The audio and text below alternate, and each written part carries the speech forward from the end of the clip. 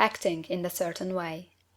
Thought is the creative power, or the impelling force which causes the creative power to act. Thinking in a certain way will bring riches to you, but you must not rely upon thought alone, paying no attention to personal action. That is the rock upon which many otherwise scientific metaphysical thinkers meet shipwreck, the failure to connect thought with personal action. We have not yet reached the stage of development, even supposing such a stage to be possible, in which man can create directly from formless substance without nature's processes or the work of human hands. Man must not only think, but his personal action must supplement his thought. By thought, you can cause the gold in the hearts of the mountains to be impelled toward you, but it will not mine itself, refine itself, coin itself into double eagles, and come rolling along the roads seeking its way into your pocket. Under the impelling power of the Supreme Spirit, man's affairs will be so ordered that some one will be led to mine the gold for you. Other men's business transactions will be so directed that the gold will be brought toward you, and you must so arrange your own business affairs that you may be able to receive it when it comes to you. Your thought makes all things, animate and inanimate, work to bring you what you want, but your personal activity must be such that you can rightly receive what you want when it reaches you. You are not to take it as charity, nor to steal it.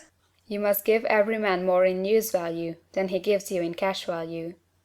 The scientific use of thought consists in forming a clear and distinct mental image of what you want, in holding fast to the purpose to get what you want, and in realizing with grateful faith that you do get what you want. Do not try to project your thought in any mysterious or occult way, with the idea of having it go out and do things for you. That is wasted effort, and will weaken your power to think with sanity.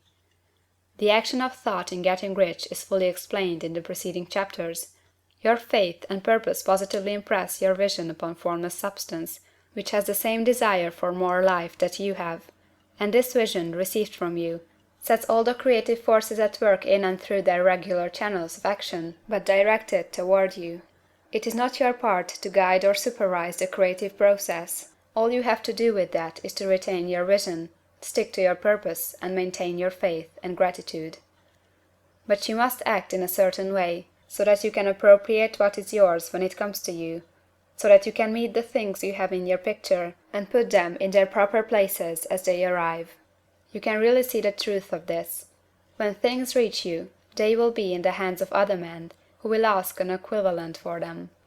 And you can only get what is yours by giving the other man what is his.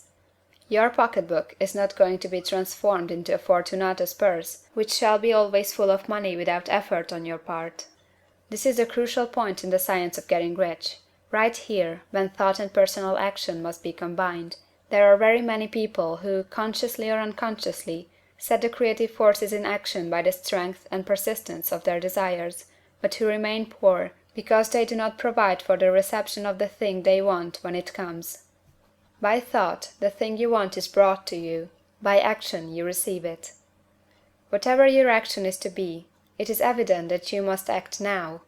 You cannot act in the past, and it is essential to the clearness of your mental vision that you dismiss the past from your mind. You cannot act in the future, for the future is not here yet. And you cannot tell how you will want to act in any future contingency until that contingency has arrived. Because you are not in the right business or the right environment now, do not think that you must postpone action until you get into the right business or environment. And do not spend time in the present taking thought as to the best course in possible future emergencies. Have faith in your ability to meet any emergency when it arrives. If you act in the present with your mind on the future, your present action will be with a divided mind and will not be effective. Put your whole mind into present action. Do not give your creative impulse to original substance, and then sit down and wait for results. If you do, you will never get them. Act now. There is never any time but now, and there never will be any time but now. If you are ever to begin to make ready for the reception of what you want, you must begin now. And your action, whatever it is, must most likely be in your present business or employment, and must be upon the persons and things in your present environment. You cannot act where you are not, you cannot act where you have been, and you cannot act where you are going to be. You can act only where you are. Do not bother as to whether yesterday's work was well done or ill done. Do today's work well. Do not try to do tomorrow's work now. There will be plenty of time to do that when you get to it. Do not try, by occult or mystical means, to act on people or things that are out of your reach. Do not wait for a change of environment before you act. Get a change of environment by action. You can so act upon the environment in which you are now as to cause yourself to be transferred to a better environment. Hold with faith and purpose the vision of yourself in the better environment, but act upon your present environment with all your heart, and with all your strength, and with all your mind. Do not spend any time in day dreaming or castle building. Hold to the one vision of what you want, and act now. Do not cast about seeking some new thing to do, or some strange, unusual, or remarkable action to perform as a first step toward getting rich. It is probable that your actions, at least for some time to come, will be those you have been performing for some time past. But you are to begin now to perform these actions in a certain way, which will surely make you rich. If you are engaged in some business, and feel that it is not the right one for you, do not wait until you get into the right business before you begin to act. Do not feel discouraged, or sit down and lament because you are misplaced. No man was ever so misplaced but that he could not find the right place, and no man ever became so involved in the wrong business but that he could get into the right business. Hold the vision of yourself in the right business, with the purpose to get into it, and the faith that you will get into it, and are getting into it. But act in your present business.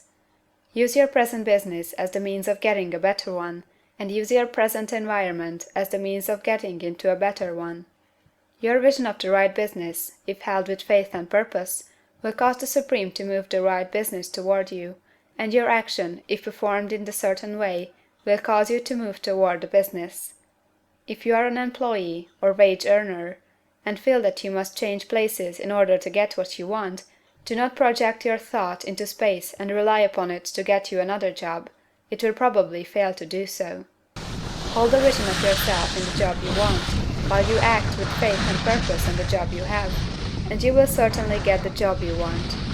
Your vision and faith will set the creative force in motion to bring it toward you, and your action will cause the forces in your own environment to move you toward the place you want.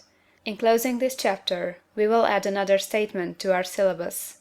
There is a thinking stuff from which all things are made, and which, in its original state, permeates, penetrates, and fills the interspaces of the universe.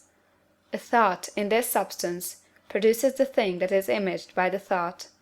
Man can form things in his thought, and, by impressing his thought upon formless substance, can cause the thing he thinks about to be created.